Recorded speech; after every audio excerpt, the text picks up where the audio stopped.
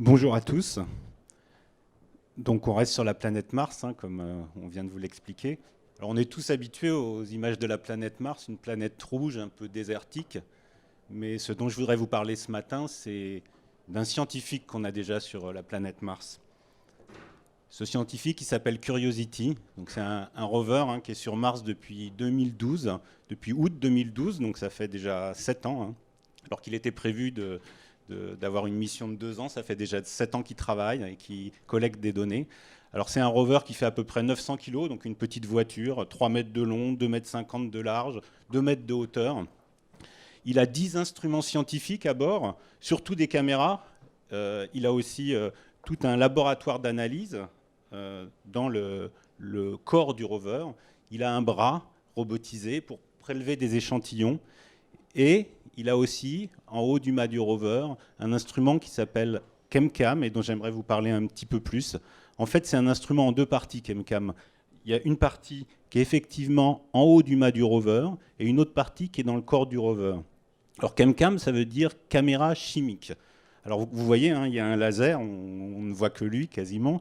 Il y a un laser dans le mass unit, dans la partie en haut du mât du rover, et il y a un télescope qui va permettre de focaliser, de concentrer la lumière du laser sur un échantillon ou une roche.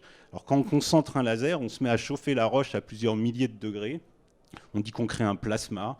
Donc ça excite les atomes. Et ces atomes, quand ils sont excités, ils reviennent à l'état fondamental et ils émettent de la lumière.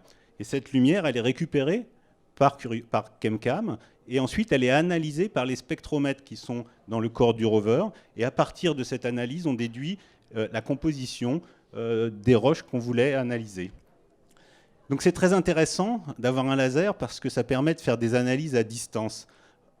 Alors je vous ai dit que ce rover, il est depuis 7 ans sur Mars. Il a accompli à peu près 20-21 km depuis qu'il est sur Mars. 21 km en 7 ans, ça fait du 3 km à l'année. Donc en 300 jours par an, ça fait du 10 mètres par jour. 10 mètres par jour, c'est pas beaucoup. Mais si on a un laser en haut du mât du rover qui permet de tirer à 10 mètres, ça permet d'économiser plusieurs jours. À chaque fois qu'on fait un tir laser, on économise un jour de déplacement. Et donc, l'instrument ChemCam, c'est un des instruments les plus utilisés sur le rover à cause de ça. Alors, je voudrais vous parler un peu plus du laser parce que Thales a réalisé le laser et quand ça a commencé au début des années 2000, l'IRAP et le CNES sont venus trouver Thales et leur ont dit mesdames, messieurs de Thales, vous avez un petit laser là, pardon. Donc un petit laser qui s'appelle le laser DIVA, dont on était très fiers parce qu'il était assez petit, il faisait 5 litres, une masse de 8 kilos, il fonctionnait à l'air libre, on pouvait le transporter. Alors ils nous ont dit, ce laser, on voudrait le mettre sur Mars, alors on était très fiers, mais ils nous ont dit, il va falloir faire un petit effort parce qu'il est beaucoup trop gros et beaucoup trop lourd. Alors je ne vais pas vous expliquer parce que je n'ai pas le temps tout ce qu'on a fait pour y arriver, mais après quelques années de travail, 4-5 ans de travail, on a réussi à le produire, ce laser, c'est le laser ChemCam, et donc on a gagné un facteur 10 à 15 sur le volume et sur la masse, tout en gardant les mêmes spécifications, donc les 30 millijoules qu'on avait sur le laser DIVA.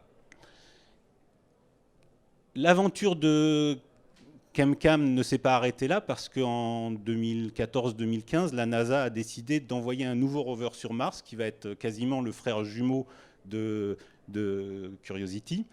On l'appelle aujourd'hui Mars 2020, peut-être qu'il aura bientôt un nouveau nom. Alors, il est très similaire à ChemCam, à Curiosity, et sur ce nouveau rover, il y a aussi un instrument qui ressemble à ChemCam, qu'on appelle SuperCam, donc qui est en haut du mât du rover. Et en ce qui concerne le laser, on a fait un nouvel effort, parce que non seulement il est capable d'émettre de la lumière rouge comme ChemCam, mais il est aussi capable d'émettre de la lumière verte, tout ça dans le même volume, et tout ça avec un petit commutateur, comme on dit, qui permet de passer du vert au rouge. Donc maintenant, je vais laisser la parole à d'autres personnes qui vont vous décrire Curiosity.